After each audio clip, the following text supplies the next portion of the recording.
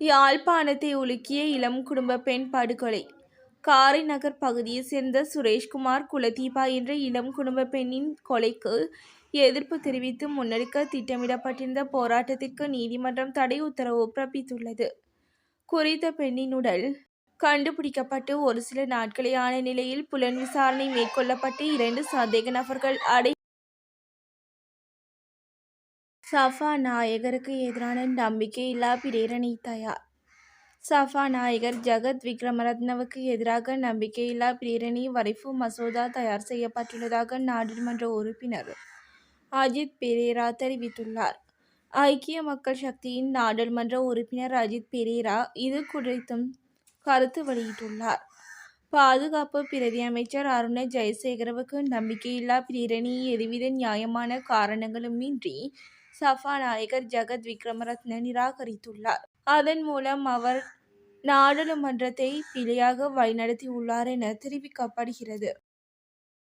நேபாளத்திலிருந்து செவ்வந்தியை இழுத்து வந்த போலீஸ். இலங்கையில் பல்வேறு குற்றச்செயல்களுடன் தொடர்புடையவர் என குற்றம் சாட்டப்பட்ட இஷாரா செவ்வந்தி நேபாளத்தில் கைது செய்யப்பட்ட நிலையில் இலங்கைக்கு இழைத்து வரப்பட்டுள்ளார். கடந்த 7 மாதங்களாக போலீசாருக்கு பெரும் தலைவலியை கொடுத்த 26 வயதான செவ்வந்தி நேபாளத்தில் வீடொன்றில் பதுங்கியிருந்த நிலையில் சிறப்பு நடவடிக்கையின் மூலம் கைது செய்யப்பட்டார். இந்த கைது நடவடிக்கையின் மூலம் இலங்கை போலீசார் மற்றும் புலனாய்வுத்துறையின் அபார திறமை குறித்து சர்வதேச ரீதியாக பேசப்பட்டு வருகிறது. தமிழர் பகுதியில் 9 வயது சிறுவனுக்கு நேர்ந்த அவலம். முச்சக்கரவண்டி விபத்தில் சிறுவன் ஒருவன் உயிரிழந்துள்ளதாக வாலிச்சேனை போலீசார் தெரிவித்தனர். இந்த விபத்து சம்பவம் நேற்று வாலிச்சேனை போலீஸ் பிரிவிற்குட்பட்ட ஓட்டமாவடி காவத்தமுனை பகுதியில் வைத்து இடம்பெற்றுள்ளது. ஆட்டோவில் சிறுவன் பயணித்துக் கொண்டிருக்கும் போது முச்சக்கரவண்டி சாரதி நிறுத்தி வைக்கப்பட்டிருந்த சிறிய ரக உளவு இயந்திரத்தை கடந்து செல்லும் போது முச்சக்கரவண்டியில் இருந்த சிறுவன் சிறிய உளவு இயந்திரத்தில் தூக்கி வீசப்பட்டு உயிரிழந்துள்ளதாக தெரிவிக்கப்படுகிறது.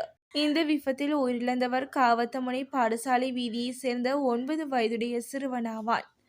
சிறுவனின் சடலம் வாலிச்சேனை ஆதார வைத்தியசாலையில் வைக்கப்பட்டுள்ளதுடன் இவ்விபத்து தொடர்பான மேலதிக விசாரணைகளை வாலிச்சேனை போலீசார் மேற்கொண்டு வருகின்றனர்.